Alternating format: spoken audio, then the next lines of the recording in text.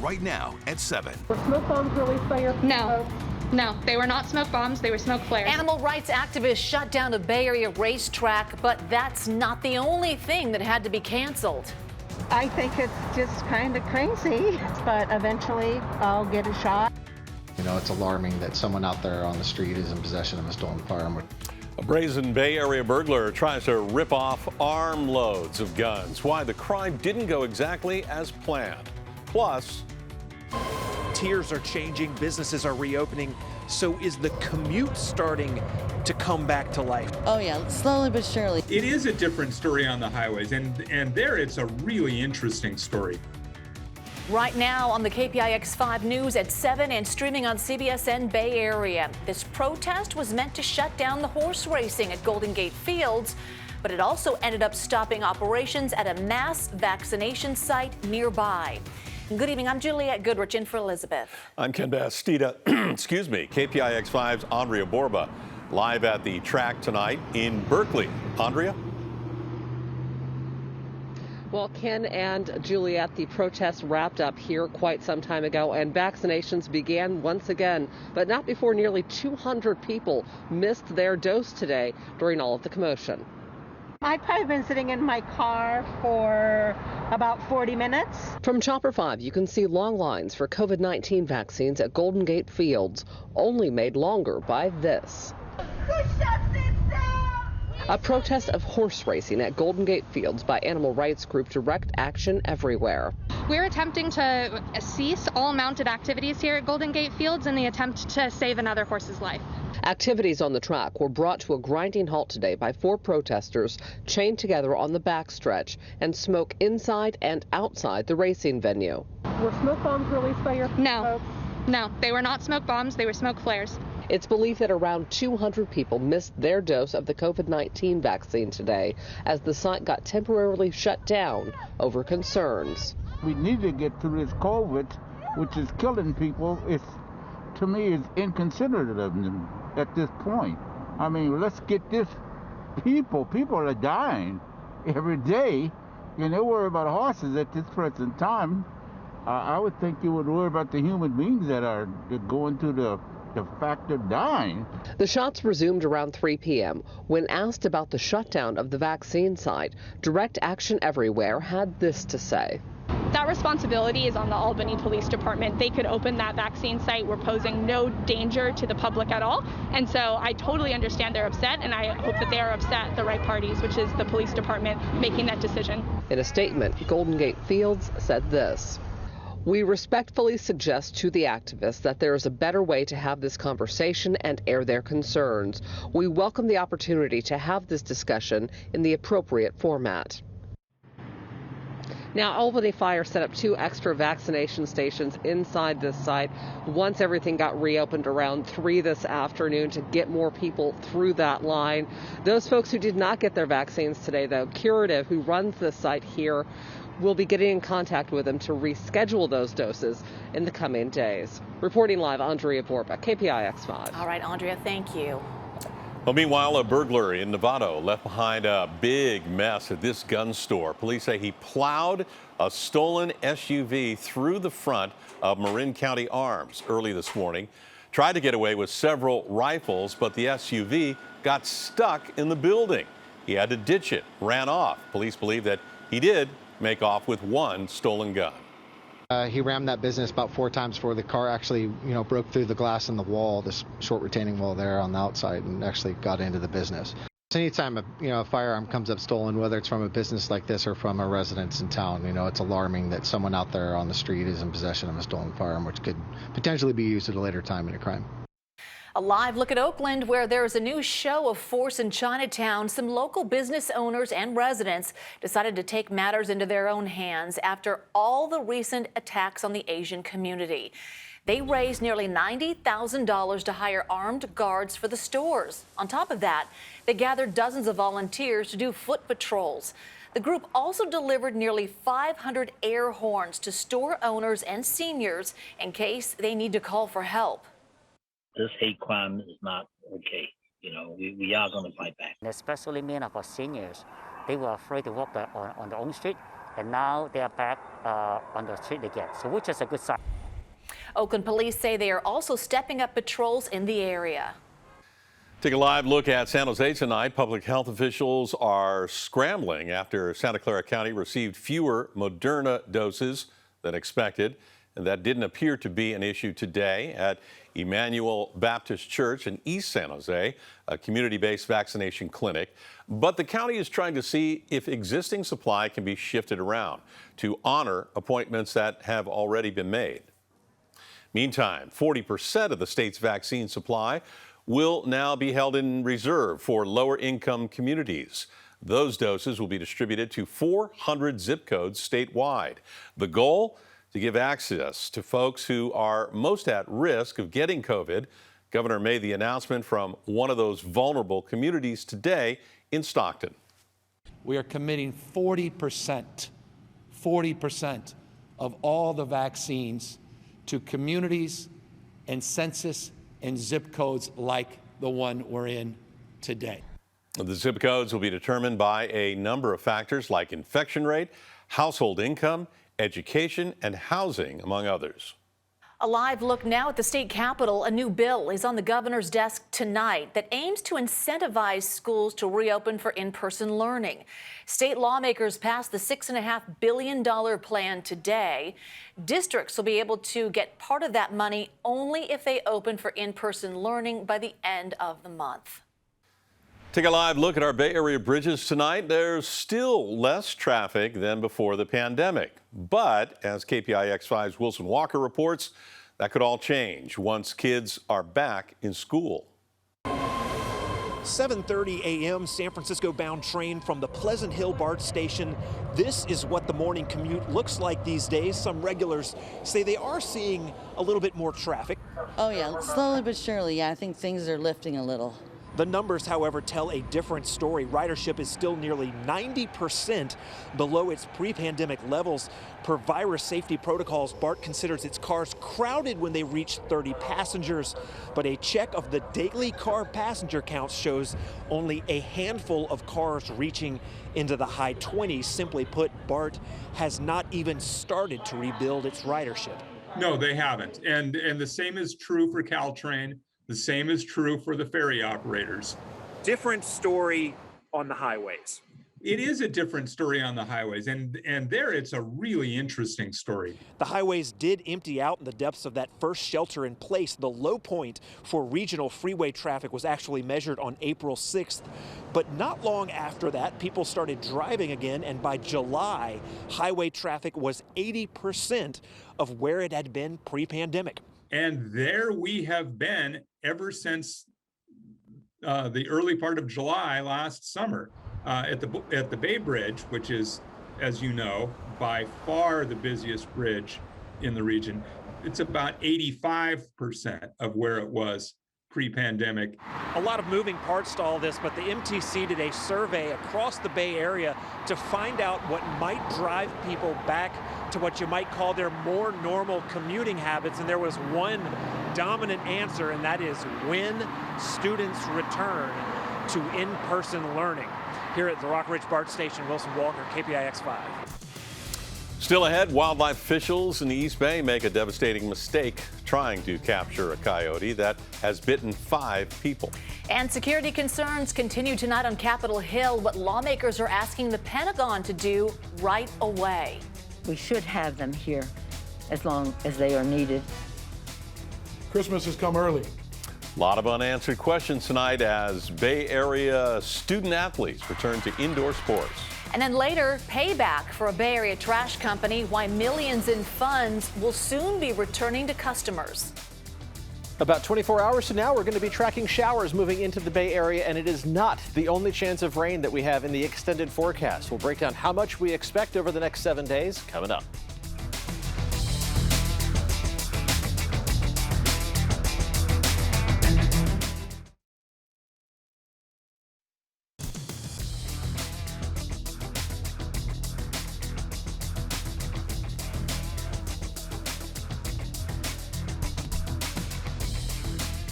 Wildlife officials in the East Bay made a deadly mistake trying to capture a coyote that keeps biting people.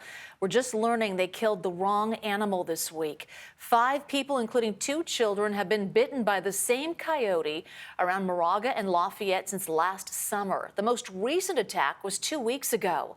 Now, this is the animal that is still at large, caught on video last month. DNA evidence linked it to all 5 attacks. Fish and Wildlife officials have set traps for the animal.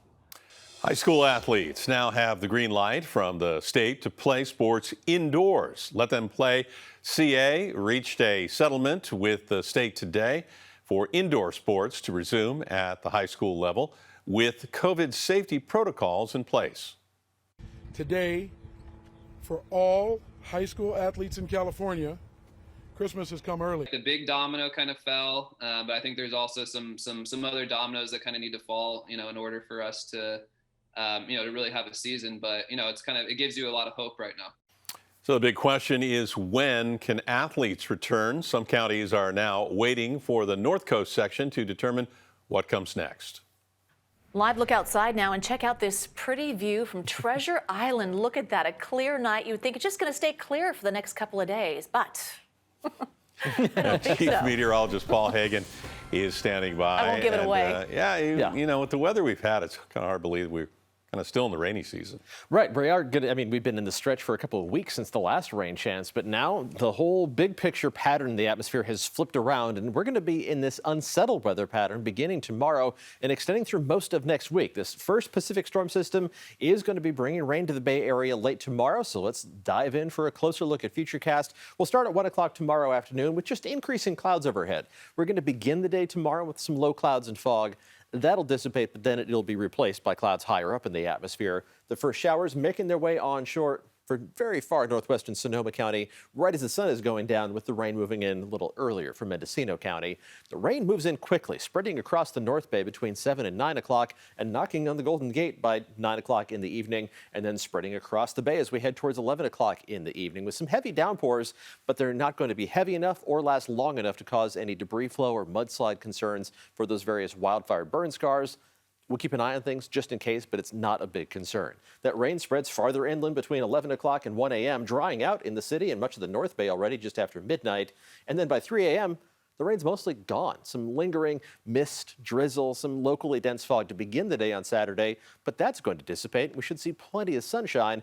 It's going to be breezy throughout the day on Saturday, but not windy enough for a wind advisory. Go ahead with any outdoor plans on Saturday, and same thing on Sunday. After the good chance of rain tomorrow night, dry weather over the weekend, and then some more very welcome rainfall as we head through next week. These waves of rain spaced out enough that it allows us to avoid any major concerns of those burn scars, but it's some beneficial rainfall. This doesn't erase our rainfall deficit, far from it, but once you add up a half an inch to an inch of total rain over the next 6 or 7 days, every little bit definitely helps. We've made our way this far into the rainy season without much significant rainfall other than that one atmospheric river back in late January.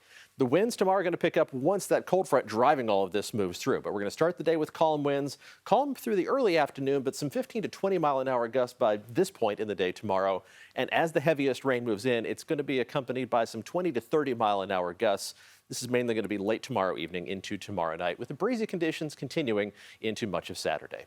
Looking towards downtown again, there's that view from Treasure Island. Looking good this evening, low to mid-50s pretty much across the board, except Santa Rosa dropping off a little faster down into the upper 40s. And you're one of the spots that will drop into the upper 30s later on tonight. Most everybody else dropping down into the low to mid-40s. And we do warm up before that rain moves in. Near average high temperatures, low to mid 60s around the Bay, mid to upper 60s for most inland parts of the Bay Area, except the North Bay, where the clouds arrive a little faster and keep your temperatures cooler, and only mid to upper 50s right along the coast. Even though we clear out this weekend, temperatures are going to drop off. Only low 60s inland with upper 50s by the Bay, and even cooler temperatures next week, but more rain chances through the first half of next week, and maybe even more after that by next weekend. I'll have another update coming up at 11 o'clock. All right, Paul. Good news. Thanks, Paul. Here's a look at your top headlines tonight. U.S. Capitol Police have asked the National Guard to back them up for up to 2 more months, and they say violent extremists have allegedly threatened to attack the Capitol with explosives during President Biden's first address to a joint session of Congress. In the meantime, threats against individual lawmakers are spiking. So the threats are ongoing? Yes. Okay. We should have them here as long as they are needed. It's going to take more money to protect the Capitol in a way that enables people to come here. Holy. People in New Zealand shaken up during some powerful earthquakes. It prompted tsunami threats as far away as Hawaii.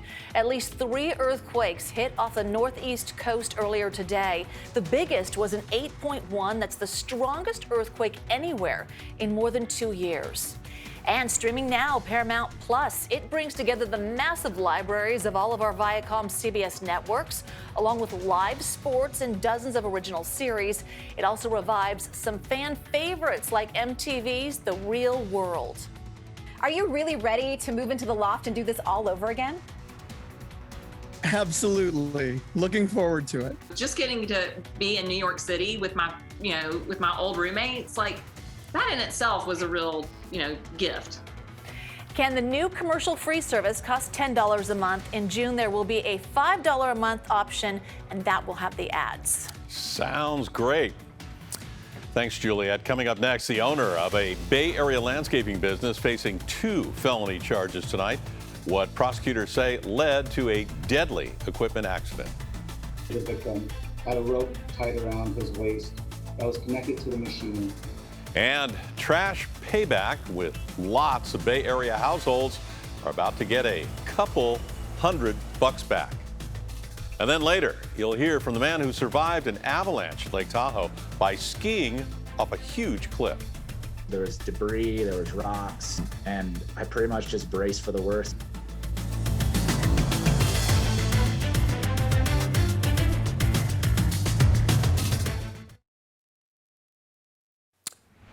Live look at San Francisco City Hall. Tonight, the city says Recology owes its customers millions for some dirty dealings.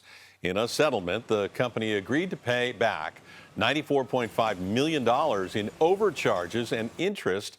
The average customer will see a rebate of about $190, along with lower rates beginning next month. City attorney accuses Recology of bribing former Public Works Director Mohammed Nuru to let the company overinflate those rates. From 2016 to 2020, Recology and its affiliated companies regularly provided gifts of money, meals, and accommodations to city employees, allegedly to influence city decisions affecting Recology. An ex-Recology executive was arrested 4 months ago for his alleged role in the bribery scandal. Company said in a statement it reported the overcharging mistake, as they call it, to the city after discovering it in November. The owner of a Concord landscaping company is facing felony charges tonight. He's accused of failing to properly train an employee to use the equipment that killed him. Prosecutors tell KPIX 5 Amazon's landscaping was operating with an expired license when 68-year-old Manuel Peralta had a fatal accident with a rented stump grinder similar to this one. Mr. Peralta, the victim, had a rope tied around his waist that was connected to the machine. And it's unclear what happened next, but what we do know is that Mr. Peralta tripped and fell into the machine. Company owner Segundo Calazos is charged with 2 labor violations alleging improper use of the equipment and improper training. Coming up next, a Tahoe skier who survived one of the craziest ordeals you could ever face in the High Sierra.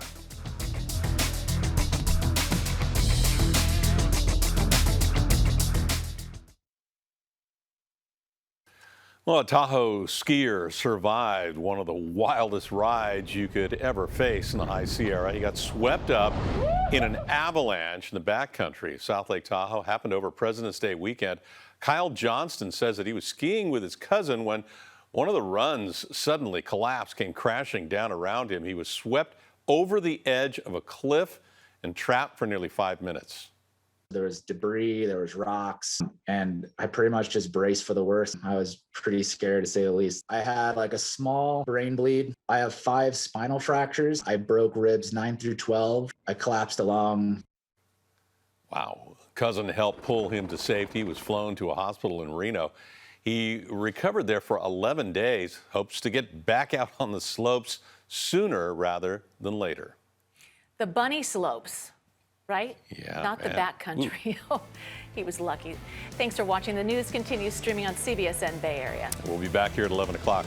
We'll see you then.